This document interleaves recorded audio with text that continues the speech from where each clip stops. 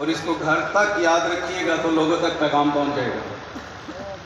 सबसे पहले फ़लस्तीन के हवाले से इंटरनेशनल कोर्ट ऑफ जस्टिस जो आलमी अदालत है उसमें एक कार्रवाई शुरू हुई है फ़लस्तीनियों की नस्ल कुशी के हवाले से। 86 पेजेस पर मुश्तमिल एक फाइल एक मुल्क ने जमा करवाई, नस्ल कुशी मुसलमानों की जो गजा में या फ़लस्तीन में हुई। उस जो हैरानकुन बात आपको बताने लगा, उस कार्रवाई में 57 इस्लामिक कंट्रीज हैं और हैरानकुन बात है कि वो फाइल जो जमा हुई जिस पर फ़लस्तीनियों की नस्ल कुशी पे कार्रवाई इंटरनेशनल कोर्ट ऑफ जस्टिस में शुरू हुई, उसमें एक भी इस्लामी मुल्क नहीं है जिसने वो कार्रवाई शुरू करवाई हो। हैरानकुन बात, वो फाइल जमा करवाई है जनूबी अफ्रीका ने। इसमें तमाम उम्मत मुसलमा के लिए शर्मिंदगी की बात है, तमाम उम्मत मुसलमा के लिए। आपको ये बात भूलनी नहीं चाहिए, अक़वाम मुत्तहिदा के जो सरबराह हैं उन्होंने गजा को बच्चों का कब्रिस्तान का नाम दिया है, हमने नहीं। अक़वाम यूनाइटेड नेशन के जो अमीर बैठे हुए हैं उन्होंने कहा कि गजा मुसलमानों के बच्चों का कब्रिस्तान है। जरा सोचे, हमारे अपने बच्चे हैं, अगर उनकी मैयत उनकी लाश हमारे सामने हो तो क्या गुजरती है। एक हफ्ते में, ये ऑथेंटिक रिपोर्ट है, in 1 week, just only in 1 week 6000 bomb Gaza में बरसाए जाते हैं। 6000 बम। किसी ने इसराइल को दहशतगर्द कहा? हम पागल लोग हैं, मुस्लिम सारे मुसलमान पागल हैं, किसी को होश नहीं है। जो एक हफ्ते में 6000 बम बरसा दे उसको कोई दहशतगर्द रियासत नहीं कहता। और हम फिर उन यारों को वोट डाल देते हैं जो उनके हुक्म पर, आप मुझे बताएं, इलेक्शन के दिन है, अमेरिकन सफीर कभी इस पार्टी को मिलता है, कभी उस पार्टी को मिलता है जाके। ये कहते हैं रूटीन की मुलाकात है। क्या कहते हैं? रूटीन की मुलाकात है। भाई कभी हमारे सफीर ने भी अमेरिकन जब इलेक्शन होते हैं तो जाके किसी पार्टी से मुलाकात की है? हम किस बात में खुश होते हैं? कल की खबर है, कल की 70 करोड़ डॉलर की किस्त कल ही IMF ने रिलीज की है। बेच दिया है इन्होंने, हमें, पूरे पाकिस्तान को बेच दिया है। और आप लोग, ये कौम, ये पाकिस्तानी, फिर इनको वोट देते हैं कि हमें बेच दे। दूसरी किस्त 70 करोड़ डॉलर की इनको मिलने लगी है इस इलेक्शन के पहले। ये हमें वो हड्डी डालते हैं और हम इतने समझदार, मतलब इतनी कौन समझदार होकर फिर इनको वोट देती है। एक पर्ची की ताकत है हमारे पास, और अगर वो पर्ची भी हम देकर इन चोरों लुटेरों से जान नहीं छुड़वा सकते तो फिर हमारा यही हाल होना है जो हो रहा है। किसका हाल ठीक है इस मुल्क में? कौन खुशहाल है?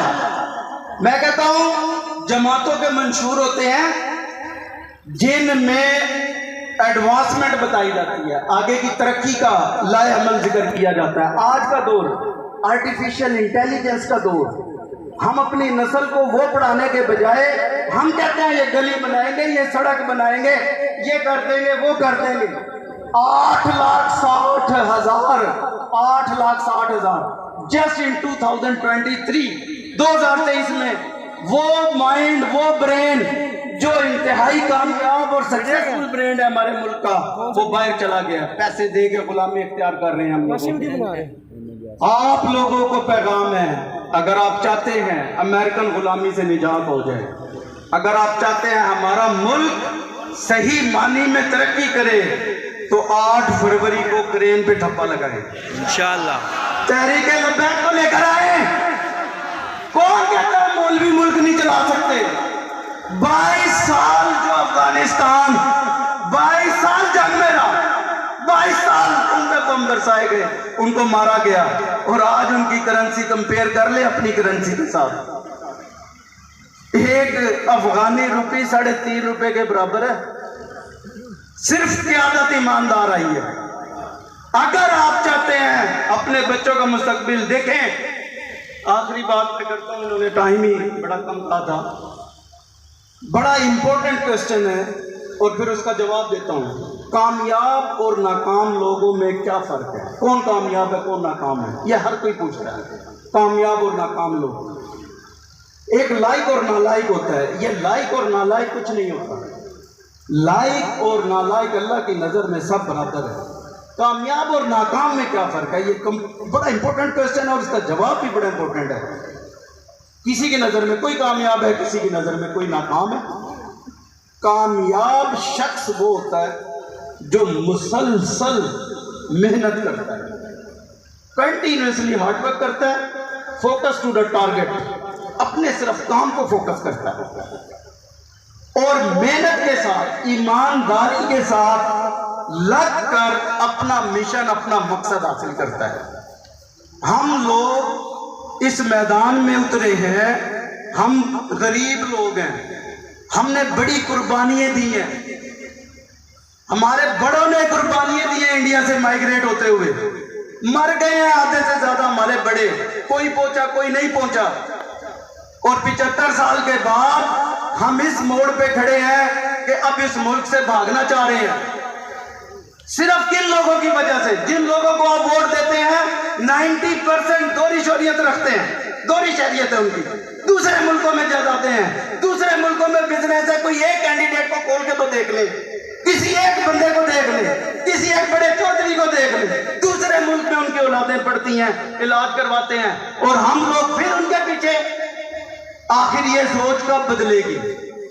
आज इस प्लेटफॉर्म से मैं आपसे गुजारिश करूंगा, आप अकेले नहीं, आप सब लोगों के घरों को जाएं।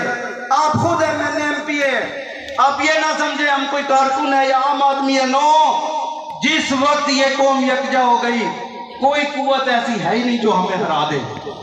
आप घरों को जाएं और लोगों को वोट मांगे कि 8 फरवरी को करेन पे ठप्पा लगेगा, करेन पे।